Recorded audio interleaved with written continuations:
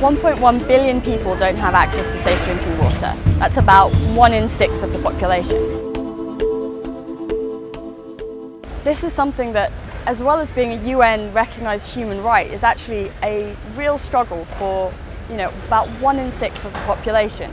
And actually a lack of safe drinking water kills about 42,000 people every week, which amazingly is more than malaria, HIV/AIDS and measles combined. So the idea for the product Midomo actually came about after James and I were looking at some of the issues that came out of the Millennium Development Goals. And we found that throughout all the issues, lack of safe water was actually something that underpinned many of them. So for example, if you look at education, while that may seem to be about providing schools and providing educational materials, actually even when there is this provision, many children can't attend school because of the burden of water collection. So that actually water is something that underpins so many of the other issues. It seemed like a really good place for us to start trying to address these problems with humanitarian product solutions. The demo's been designed so it can be assembled and maintained in the field. Any spare parts that might be needed are going to be locally available and very cheap to procure.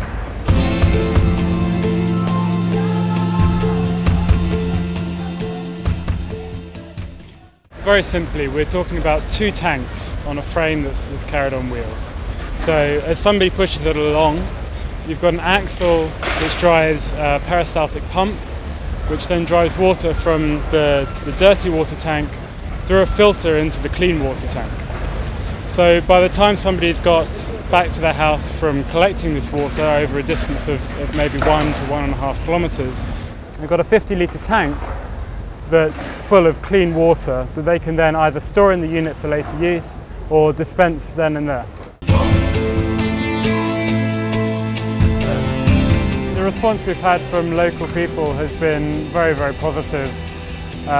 These are people who have to walk a long way every day, spending hours and hours collecting water, when really their aspirations are about having an education, being able to be involved in business, or just having a day that isn't tied to water collection every hour.